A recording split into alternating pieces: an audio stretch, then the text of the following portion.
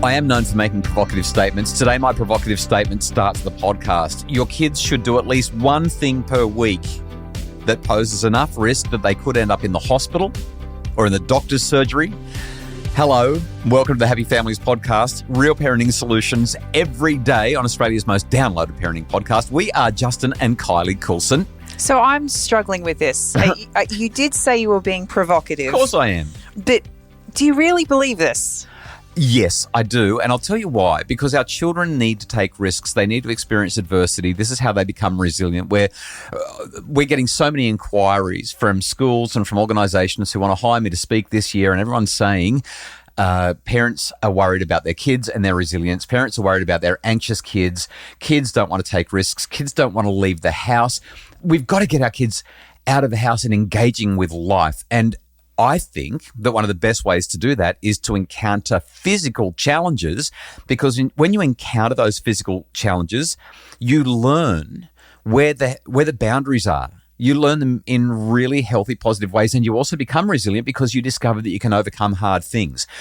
I really, really think that our kids have got to be doing hard things, especially hard physical things. They tend to do them socially anyway with other people. There is research that shows as we increase risky play in our children's lives, they are more resilient, they are more socially adept, they tend to do better academically, they are more resilient. During the holidays, your parents had a couple of the grandkids for a few days. It was so nice. This was our youngest daughter's, goodness. Emily's first solo trip. Yeah, She's never done sleepovers at Nan and anything Pop's, like this had to catch an before. airplane home. It's a really, really big deal. That is a big deal. In fact, that ties in with exactly what we're talking about. It's a huge deal. Yeah, hadn't thought of that. Huge deal. And everything was going great. Emily was having an absolute blast. Been away for like 3 or 4 days. I get a message from your mum. It says, note to self, ice skating is a hard contact sport. Took Emily and Emma to the doctors as they were both so bruised this morning. I was worried they had breaks. But it's all good, thank goodness. And she's got a picture of the doctor's surgery. Right. I was like, she's not doing me any favours here. Not doing herself any favours. No, yeah. Not at all. But here's this thing. We hear it time and time again. Schools have banned climbing trees. Well, you're not allowed to play brandings anymore either because, I'm sorry, that's probably not a good example. How many schools don't have monkey bars anymore? Right. They don't exist. Yep. There are literally schools where there's no playgrounds anymore. So you know what my reaction was when that text came through from Mum? What was it? I was like, that's awesome. That is so awesome. She went ice skating. Like, if you haven't been, I mean, we don't ice skate. We're not an ice skating family. You're actually reasonable on the ice when we've done it maybe twice in 27 years because you used to roller skate or something like that. But I'm not good on the ice. And when you fall over, it hurts more than landing on concrete. I mean, it is just so painful. But here's the crazy thing. Your kids fall over and what do? Sometimes they cry and sometimes they break a wrist, but they usually get up and they keep on going. They want to master it. They want to learn how to do it. They're naturally, usually resilient. I remember the first time I got on a pair of roller skates. They were like 2 sizes too big for me. My cousin had got them for Christmas. They lived on a property where the house was at the top of the driveway. So in order to go anywhere, you had to go down a really steep driveway to get to the road. That's how I learnt to roller skate. I love that story. I fell over. I missed don't know the 80s. how many times. I have no idea how I survived it. So we've got our kids involved in bouldering, which is sort of like rock climbing but without a harness. Indoor rock climbing, and you land on crash pads. But nevertheless, sometimes they're up maybe 3 meters. Like they get pretty high on those bouldering walls. We've got Emily surfing. One of our kids is into horseback riding. That was the whole reason that they were on the Central Coast with my parents anyway. We've got kids who love to skateboard. Bike riding, climbing a tree. This is what I mean when I say our kids should do at least one thing per week where they could end up in hospital or could end up at the doctor's surgery. Because when they start to do these things, this is what they learn. They learn to be resilient. What happens with so many parents is we look at any kind of adversity, whether it's physical adversity, which is what we're talking about here, or emotional adversity, or psychological adversity, or cognitive adversity, or social adversity, or emotional adversity. In other words, any hardship, any trial, anything that could be a setback, too many parents are sort of the helicopter parent, right? This is the thing. This is why I predicted that lighthouse parenting needs to come in 2025 because it's such an improvement on the helicopter thing.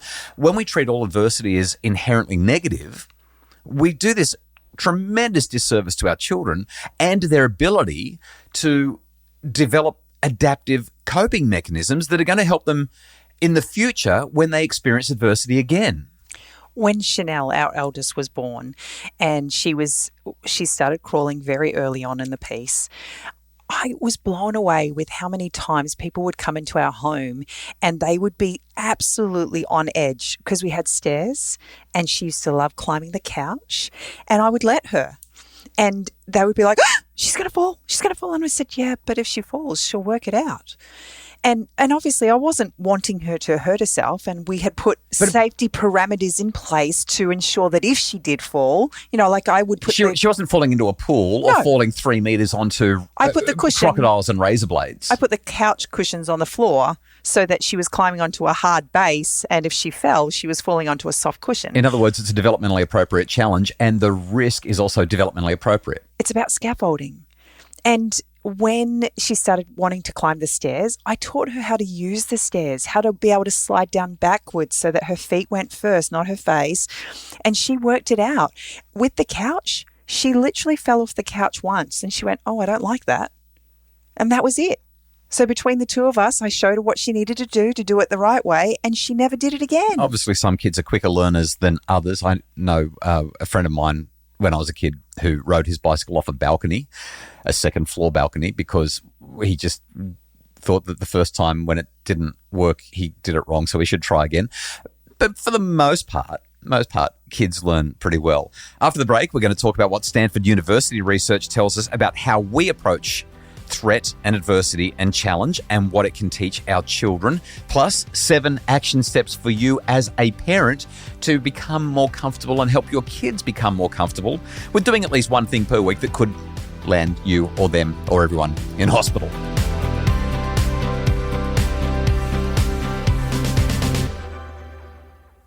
Stanford University is where Carol Dweck, the professor who has done all the growth mindset research, is based, and it's become a growth mindset hub. Some recent research from Stanford looking at parental mindset shows this. When children experience a challenge, when they experience something that could be painful, a physical adversity, when they experience a setback or a trial or something hard, if the parent's response to the child's adversity is, I need to protect you from that. John Haidt, in his book, The Coddling of the American Mind, calls this safetyism. I need to protect my child as much as possible rather than as much as is necessary. Our children then adopt the same mindset. I need to be afraid. This is bad.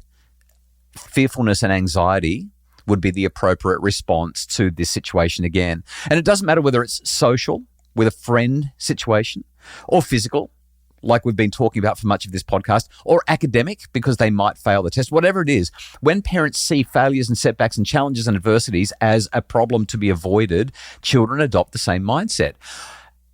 Unsurprisingly, when parents see adversity and challenge and difficulty and falling over on the ice and spraining your wrist or ending up with a whole lot of bruises as an opportunity for growth, the kids love it. They adopt the same approach, the same mindset to the challenges that they face. There was a trend last year on socials where parents holding a baby would pretend to walk into a wall. Right. And you'd hear them slap the wall with their hand. Oh, yeah. Okay. Depending on how the parent reacted to that, depended on whether or not the baby cried or was oblivious. I missed that. To the slap. And the times when the parents were like, oh! Instant babies. The baby looks to the parents for the cue. That's right. Should I be afraid of this? Our babies, literally, from the time they're born, they're looking to us for facial cues. That makes me think of Jared and Chanel and Indy. For those of you who are new to the pod, Chanel is our eldest daughter. She and her husband have an 18-month-old baby now. I can't believe we're grandparents of an 18-month-old. But they've just got a constant smile on their face. And whenever Indy does something, even if she hurts herself, They just find it hilarious, not in a cruel, nasty way, but rather they just go, oh, whoops, and they laugh about it. And then they give her an opportunity to do it again straight away. It's magic to watch. As I think about it, that's what I do in the surf with Emily, with our 11-year-old, almost 11-year-old. When she falls off a wave, when she nosedives, when she gets hit by something that was a bit bigger and harder than she was expecting, I just crack up. I'm like, I can't believe you handled that. And she's taking those cues, and she's more confident now in the water and more excited about surfing because she's realizing it's not as scary as I thought. In fact, even as I think about this, when I was still a university lecturer and decided that I wanted to start happy families, I went to my parents. You'll remember this. And I said to them, I'm about to leave the safety and security of an academic role and start a business. I know nothing about it. I don't know how to do any of this. And I'm pretty nervous. And my parents, their faces, their demeanor, their attitude was, this is so exciting for you. How wonderful. We're right behind you. Go for it. We had a mortgage. We had five babies. Kids at the time, yeah. This was a really big leap of faith on our part. And they said, you've got this. And they said, we're here for you. I said, we'll catch you if you fall. Yeah. I literally said to them, can we live in your garage if this goes south? They did say no to that. They said, no, you can live in the house instead. But it was that support that made me feel like I was resilient enough to go and do it. It gave you the courage to jump, because I don't think you would have without that. Yeah, and I wasn't saying I need you to give me money. I want you to support me as I do this startup. Rather, it was, if this fails, can you be the safety net? And they didn't hesitate. So what are the action steps? If you want your children to do something risky, if you want your children to learn resilience, if you want them to do hard things because you know that it will equip them to do harder things in the future and therefore be stronger and more capable, we have 7 action steps to help you.